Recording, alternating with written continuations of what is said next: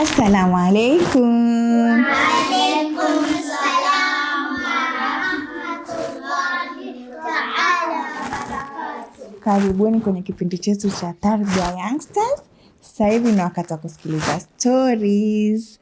Mko tayari? Yes.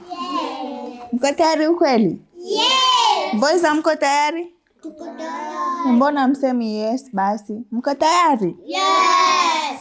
Okay.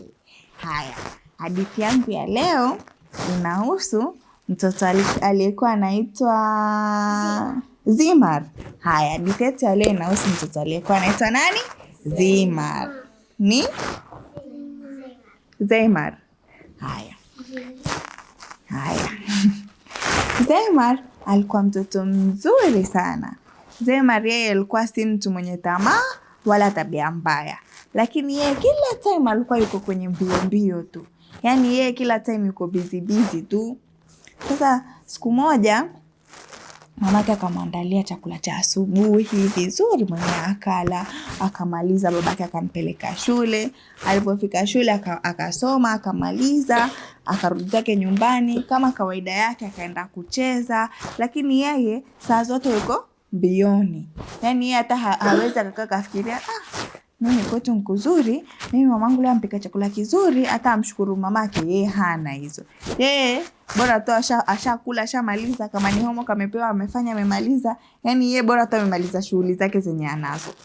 Siku moja akaambiwa aende akamvisit aunti yake. Aunti yake alikuwa akikaa mbali na nyumbani kwao. Akaenda mpaka alipofika kwa aunti yake. Alipofika kwa aunti yake ana bustani kubwa nzuri. Kwenye bustani kunapatikana nini? Tuanze na mahrusa. Maua na nini tena? Boys, Matunda, nini tena? Unajua? Nini tena? Mboga. Mboga. Ya mwisho? Nyasi. Sasa si tunajua kwenye bustani kuna vitu vizuri. Miti, matunda, maua, nyasi, maembe, mboga. Si umesema pia mboga? Machungwa pia. Hayo yote ni matunda. Haya. Sasa kwenye bustani pia mtu anaweza ikabembea mwenyewe, abembee. Ukiwa na miti mingi kuna vindege, unavisikia hivyo? Pia kwenye bustani kuna vindege vya lialia kila mahali. Sasa huyo Zimar venye amefika kule kwa aunti yake, ikawa anaonekana tu ni mtu wa haraka. Ikawa amempita bibi fulani amekaa hapo. Yule bibi akamuuliza, mwanangu, mbona una haraka? Kuna shida gani? Akamwambia, mimi nimechoka, mimi nataka tu nifike nyumbani nikae nipumzike. Akamwambia, kuna siku utakuja urealize kwamba kwenye haya maisha hufai kuwa na haraka, wafaa uchukue muda wako, pia uangalie hizi neema zenye zimetuzunguka na tumshukuru Mwenyezi Mungu. Yeye sasa hakuelewa maneno ya bibi yule kwa sababu alikuwa mdogo. Mwenyewe akaenda zake kwa aunti yake, akakaa vizuri, wakala, wakamaliza, wakaongea. Baada ya hapo akarudi zake wapi? Kwao. Sasa venye amerudi kwao, yale maneno ikawa yamjia kwenye akili kila time anayafikiria, anayawaza. Anasema hivi, yule bibi alikuwa anamaanisha nini akisema mimi nichukue muda wangu nianze kuangalia neema zenye zimenizunguka? Kwani neema hizo ni neema gani? Mimi sinaona tu kila kitu ni kitu cha kawaida. Akakaa kila akikaa yeye yafikiria, akalala. Aka usiku mwenyewe akalala. Ilipofika asubuhi ndo akaanza akasema, hivi yule bibi alikuwa anamaanisha kwamba mimi nimekaa hivi, alhamdulillah mimi si mgonjwa. Leo nimeweza kuamka, kuna wenzangu wenye hawajaweza kuamka, si ndio?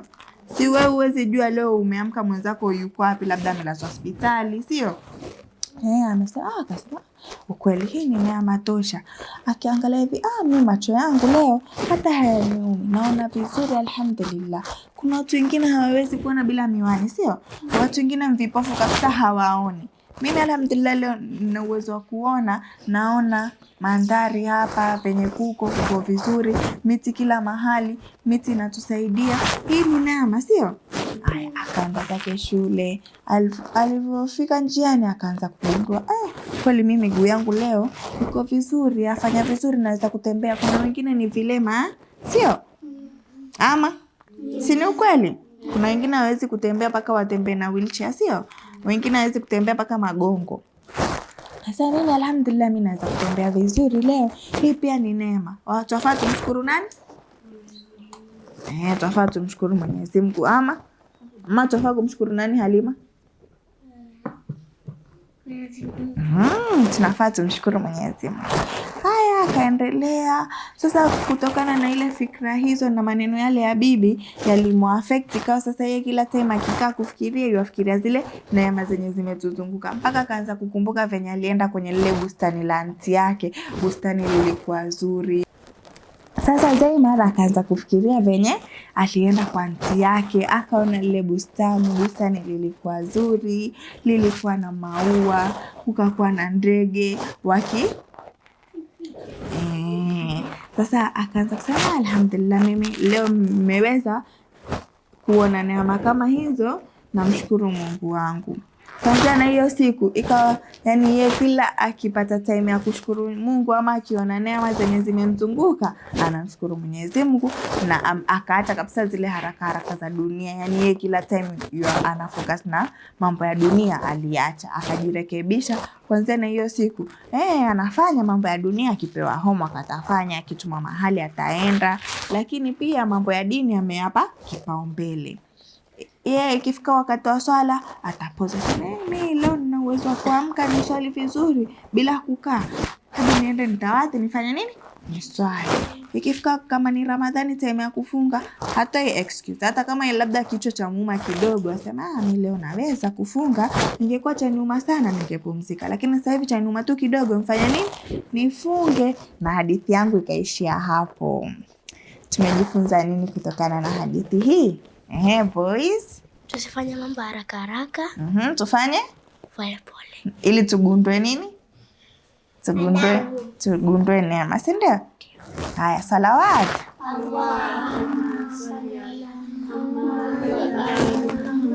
Girls, tumejifunza nini kutokana na hadithi hii? Tunapaswa kushukuru vitu neema ambazo tumepewa na Allah.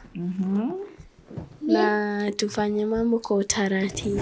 Salawat. Allahumma salli ala Muhammad wa ali. Umejifunza nini? Adabu za haraka. Haya, tusikuwe na haraka, si ndio? Salawat.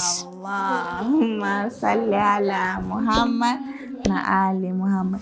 Na kufikia hapa, ningependa tumalize kipindi chetu cha leo, na inshallah tutapatana tena kwenye kipindi kifuatacho. Tusemeni maasalam. Maasalam. Seme tena. Maasalam. Mbona wewe usemi? Zaimar, mbona wewe usemi? Tuseme na wewe.